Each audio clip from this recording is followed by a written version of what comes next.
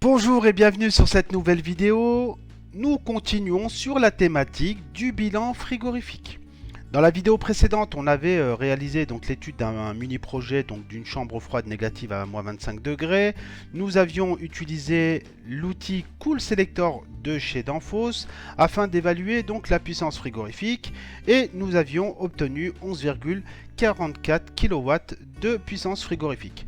Donc l'idée ici c'est de comparer on va dire le résultat qu'on va trouver avec d'autres méthodes et dans cette vidéo on va se concentrer sur Intarcon qui est un fabricant, donc Intarcon c'est un fabricant d'équipements frigorifiques qui se trouve en Espagne et qui met à disposition une calculatrice frigorifique directement en ligne. Et donc le fait d'avoir un calcul de puissance frigorifique avec différentes méthodes, ça va nous permettre justement de confirmer la puissance à installer pour notre projet. Alors, pour remettre aussi les idées en place, on va citer ici les hypothèses qu'on avait prises pour notre première étude, et donc qui sont toujours les mêmes. Donc on est sur une chambre froide négative à moins 25 degrés. Au niveau des dimensions, on est sur du 10 x 10 x 3 en hauteur. On était donc sur une densité de 300 kg par mètre cube avec une quantité de denrées stockées de 45 000 kg. On est sur une rotation journalière de 10%, c'est-à-dire qu'on a 4500 kg de produits qui entrent et qui sortent quotidiennement de notre chambre froide. Les produits entrent à moins 20 degrés Celsius. Et donc ensuite on a des panneaux isolants en polyuréthane de 150 mm, une température extérieure de 30 degrés. Nous avons une personne qui travaille durant 8 heures. Et donc un transpalette qui fait 500 watts de puissance. On part aussi sur une puissance, enfin sur un temps de marche du compresseur de 16 heures. Allez, on est parti avec Intarcon et donc ça se trouve très facilement. On va sur internet, on tape Intarcon sur la barre de recherche et on clique sur le premier lien, donc calculatrice frigorifique Intarcon. Donc là, vous pouvez le passer en français. Donc ici, je vais accéder à la calculatrice. Et donc Intarcon, lui, c'est un fabricant de matériel frigorifique. Lui, son objectif, c'est de mettre à disposition des outils pour faciliter la sélection et de vendre ainsi plus de matériel. Et donc lui vous propose bien sûr donc les bilans frigorifiques, mais aussi la sélection pardon, de différents équipements. Donc on a la possibilité de sélectionner la tuyauterie, les groupes de condensation, les unités d'évaporation. Enfin, on pourra aller jeter un coup d'œil un peu plus tard au niveau du parcours de formation sur ce que ce fabricant nous propose. Allez, on est parti pour le bilan frigorifique. Donc je clique et j'arrive sur la première page. Donc vous voyez, on aura 1, 2, 3, 4, 5, 6 onglets, enfin 5 onglets à compléter avant d'avoir le résultat ici.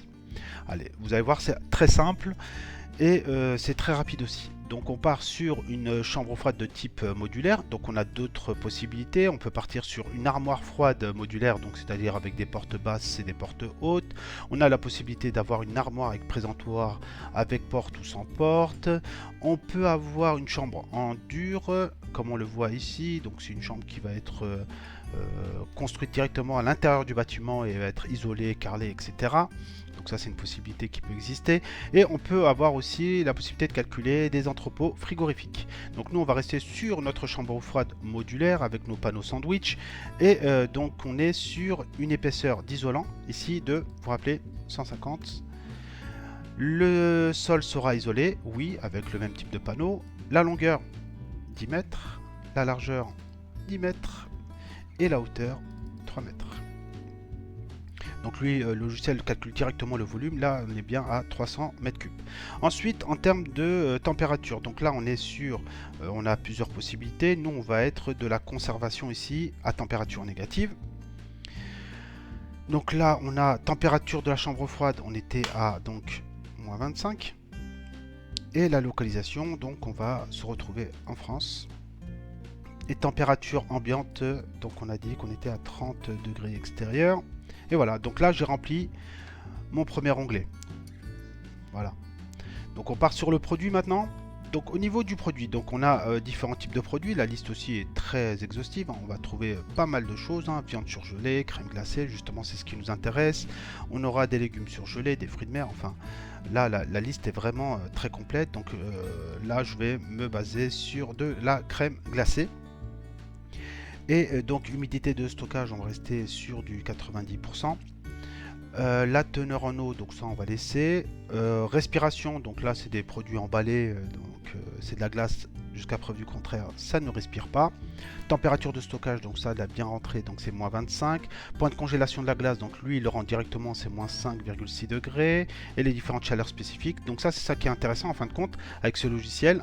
Ou de toute façon, enfin de façon générale tous les logiciels, c'est que le fait de choisir son produit, lui va aller chercher directement les différentes chaleurs spécifiques pour pouvoir faire les calculs d'apport par les denrées.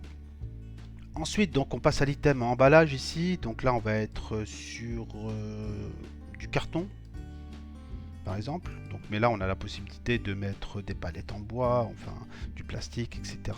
Des plateaux en acier. Donc là, on va rester sur du carton et on est sur 10% d'emballage à peu près. C'est ce qu'on a dit au niveau du cours. Voilà, on va imaginer que notre crème glacée est emballé dans un carton et que le carton, le poids du carton, allez, on représente 10%. Et donc là, vous voyez que le poids de l'emballage, lui, c'est des kilogrammes par kilogramme. Donc c'est des kilogrammes d'emballage par kilogramme de produit. Et donc sur 1 kilo, on va dire, de produit, on peut imaginer qu'on a 100 grammes d'emballage. Donc là, on va partir sur 10%. Donc c'est-à-dire 0,1. Allez, on passe donc à la charge de produit. Donc au niveau de la densité, lui, le logiciel me propose directement 350 kg par mètre cube. Donc nous, on était plutôt à 300 kg par mètre cube. Et on avait une rotation journalière, donc en pourcentage de 8%. On peut mettre, en cliquant ici sur la petite roulette, directement la masse de rotation quotidienne. Donc là, nous, on était à 4500 kg en 24 heures. Et donc, ne pas oublier ici la température d'entrée des denrées. Donc, vous voyez, c'est assez simple, hein. Donc, on est à moins 20 degrés en température d'entrée des denrées. Donc, voilà pour les produits. On continue pour la chambre. Donc, au niveau de la chambre. Donc là, on se situe. On a trois possibilités, soit à l'intérieur du bâtiment, soit à l'ombre, soit au soleil. Donc, nous, on a dit qu'on était à l'extérieur et qu'on est à l'ombre. On va prendre la situation intermédiaire. La température ambiante extérieure c'est 30 degrés.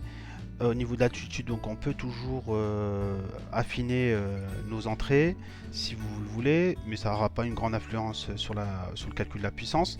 Au niveau de l'isolation, donc des panneaux sandwich, donc on a ici donc les parois, plafond, sol et porte. Donc on retrouve à chaque item donc une épaisseur de 150 mm, c'est ce qu'on avait mis en entrée, donc au niveau du départ.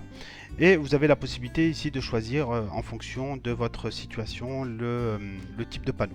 Donc nous on va rester sur du polyuréthane. En termes de vitrage, donc nous on n'a pas de vitrage sur notre chambre froide, et ça on va laisser l'insolation. Donc ça c'est une valeur que Intercon nous met directement, mais ça n'a pas une grande influence. Donc au niveau de la ventilation, on est déjà au quatrième item. Donc en termes de température d'air à l'extérieur, donc là c'est très bien, il nous a laissé 30 degrés. Au niveau de la hauteur de la porte, donc ça c'est des valeurs on va dire standard. Donc 2,5 mètres en hauteur, donc ça c'est classique. Au niveau de l'humidité extérieure, donc je laisse 53%. La largeur de la porte c'est 2 mètres. Et là, lui, ce logiciel vous propose des temps d'ouverture. Donc c'est-à-dire qu'à chaque ouverture, on aura 1,8 minutes d'ouverture de porte. Et là, le logiciel aussi, enfin Intercon vous propose le nombre d'ouvertures par jour. Donc là, en fonction du volume, lui, il estime que on a 10 ouvertures de porte en 24 heures. Donc là, ça, je laisse comme ça, il n'y a aucun souci. Je pense pas que ça ait une grande influence sur le calcul final. Par contre, au niveau du renouvellement d'air, donc ça c'est important. Donc on avait pris 4, vous vous rappelez, hein, sur notre petit tableau ici. Donc on retrouve ici le tableau, on était à 300 mètres cubes. Et là, au niveau de ce tableau, on nous demande un renouvellement qui est compris entre 3,7 et 4,8. Et nous, pour l'exemple, avec Cool Selector, on avait pris 4, donc on va rester sur ça. Donc on va mettre 4 renouvellements d'air par jour. Et au niveau des charges, donc là, il y a un peu plus de choses à compléter, mais ça va se faire rapidement, vous inquiétez pas. Donc au niveau de l'occupation des personnels, donc on a dit qu'on était à 300 watts par personne. Et nombre de personnes, on est sur une personne. Alors ce qu'il faut savoir avec un Tarkon, c'est que lui prend un temps de base d'occupation du personnel de 12 heures. Donc voilà. Même si nous on a mis 8 heures, malheureusement on n'a pas la main dessus. Donc ça c'est un des inconvénients peut-être de ce logiciel là. Malgré tout il a d'autres avantages, mais il faut le savoir. Donc lui il part sur 12 heures. C'est comme pour l'éclairage, lui il part donc sur un éclairage en termes de durée dans la journée de 12 heures. Donc au niveau de l'éclairage on part sur 10 watts par mètre carré. On a une aire de 100 mètres carrés puisqu'on a 10 x 10. Au niveau de la résistance de porte, ça on peut laisser, il n'y a aucun souci. C'est vrai que sur le joint de porte, on installe souvent en froid négatif une petite résistance électrique qui va permettre justement d'ouvrir la porte plus facilement. Et ça aussi c'est un apport de chaleur. Donc là un Tarkon lui c'est très bien, le prend en compte alors que Cool Selector lui le prenait pas en compte. Au niveau du dégivrage, on est sur un dégivrage électrique. Et au niveau des ventilateurs, donc là lui le logiciel me propose directement un débit, donc ça je le laisse directement. Par contre là je vais mettre la puissance qu'on a trouvé tout à l'heure, c'était donc 30 watts par mètre carré, et donc on est sur du 3 kW. Autre charge thermique, donc on était sur un transpalette électrique et on est sur du 500 watts, donc je le remplis. Et là par contre pour les autres charges, bon, il me propose le temps de travail par jour. Et là, il me met donc 8 heures, donc c'est très bien, c'est ce qu'on voulait. Alors, dernière étape, il ne nous reste plus qu'à cliquer sur l'onglet Résultats. Donc je clique et j'obtiens donc ma puissance frigorifique totale ici à installer dans ma chambre froide, donc qui est de 12 302 watts. Alors attention, c'est pour 18 heures de fonctionnement du compresseur. Or nous, on était parti pour 16 heures de fonctionnement. Donc là je modifie, donc ma puissance frigorifique va sûrement augmenter, et là je passe à 13 465 watts de puissance frigorifique à installer selon un Tarkon. Donc un Tarkon lui il nous propose ici un joli camembert avec les différents postes d'apport de chaleur. Donc le poste le plus important visiblement c'est par transfert, donc par les parois. Ça c'est un peu normal puisque on est sur une température extérieure de 30 et une température intérieure de moins 25. Au niveau de la ventilation, on est à 21% de la puissance. Au niveau des produits, on est à 13%. Donc ça c'est on va dire la part la plus faible, mais ça c'est normal à la limite puisque nos produits rentrent à moins 20 et sont refroidis jusqu'à moins 25. Donc ça c'est on va dire bon, c'est un apport qui n'est pas prédominant dans le calcul global. Par contre, c'est vrai que si on était sur un produit à température positive et qu'on devait amener à la congélation à moins 25, là, ce poste, je pense qu'il serait beaucoup plus important. Et donc, on a le dernier camembert ici qui représente 32%, et donc ça, c'est les autres charges aussi en violet.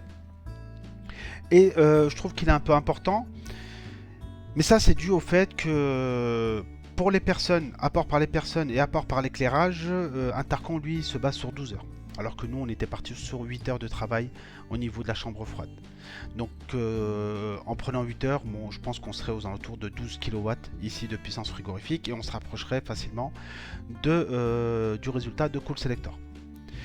Donc je reviens à mon slide, et donc avec un Tarkon nous avons trouvé 13 465, et donc il nous reste encore 4 autres méthodes pour pouvoir justement valider notre puissance frigorifique.